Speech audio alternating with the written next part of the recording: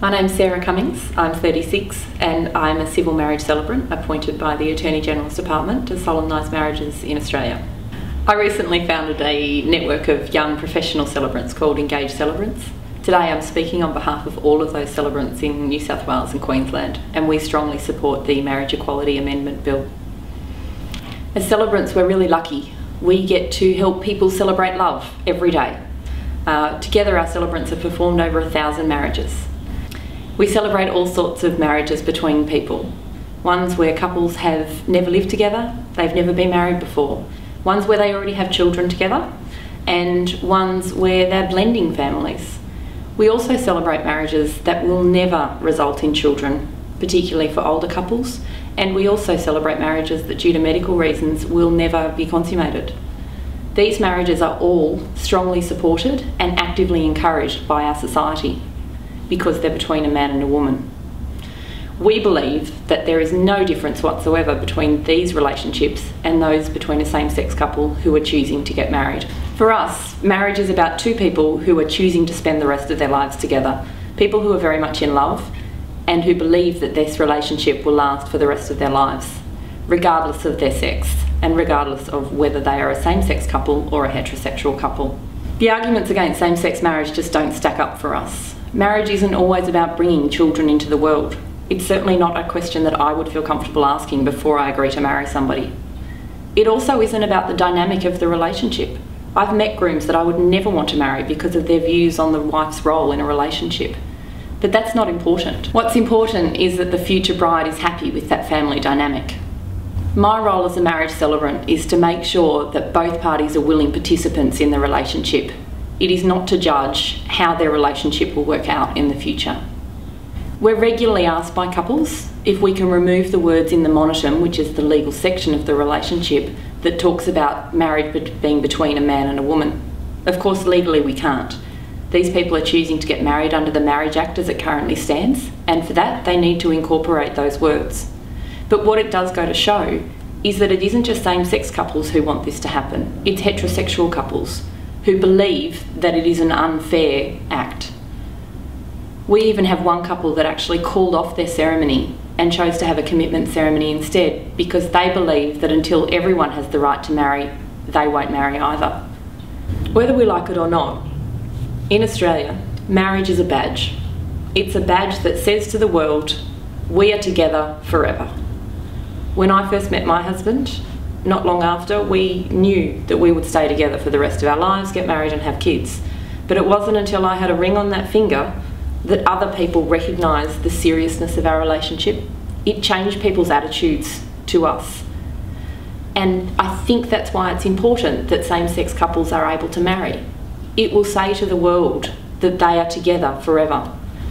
We believe that allowing same-sex couples to show their relationships to the world through that wonderful institution that we call marriage will really increase awareness in the general public of just how many couples there are who are in long-term committed relationships. They live together, they raise families together. And that to us will change that perception that really homosexuals are all about short-term flings. Clearly, that's incorrect. But for people who don't know, how else will they find out that actually same-sex couples are just like heterosexual couples? They want the same things. They want to find that person in the world that they love and can spend the rest of their lives with.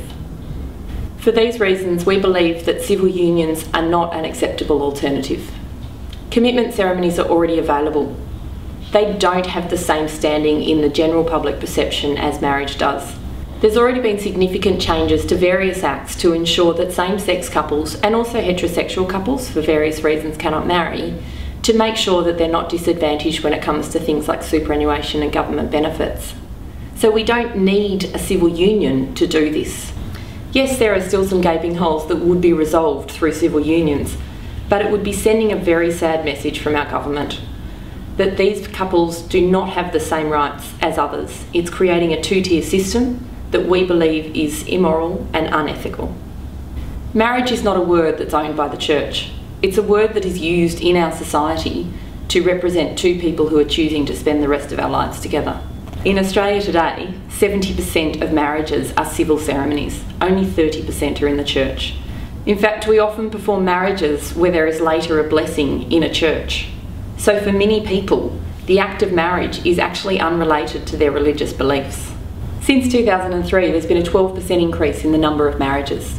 In the same period of time, there's been more than 300% increase in the number of civil celebrants. This means that on average, each celebrant will perform 11 weddings a year. We have ongoing professional development costs, insurance costs, and of course we need to have all the equipment necessary to run our business.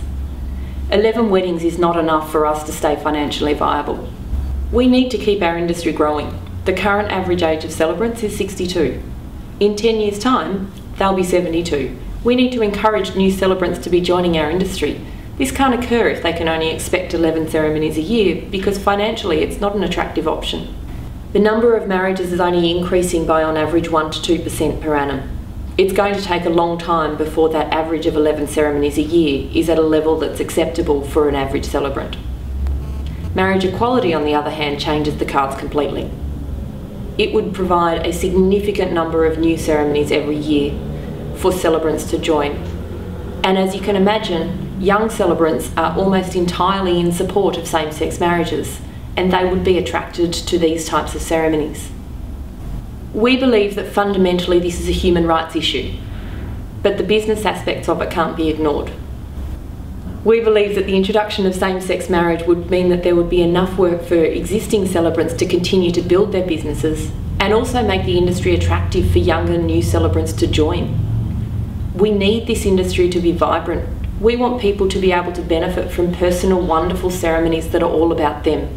And to do this, we need to encourage bright, professional, intelligent people to join our industry. When people ask me how to choose a celebrant, I suggest that they choose someone that they really like. It's such an important day, and you need to have someone there who supports you as a couple and supports your view on marriage. You want that day to be the most wonderful, magical day for the couple. And in order to do that, you have to really get along with them. We believe that celebrants should have the right to choose not to perform marriages that they don't fully support or fully believe in. In reality, it's unlikely to ever be an issue, because couples are going to choose a celebrant who shares their vision for their big day. However, it's important that legislation is enacted to protect the celebrants from nuisance complaints which are purely attention-seeking and could cause significant damage to our industry. Engaged celebrants are fully supportive of marriage equality. We believe that everybody, regardless of their sexual orientation, has the right to find that wonderful, amazing person that they can spend the rest of their lives with. They should be able to celebrate this relationship through that wonderful institution that we know as marriage. This is our submission to the Legal and Constitutional Affairs Committee into the Marriage Equality Amendment Bill 2010. My name is Sarah Cummings and I'm representing Engaged Celebrants.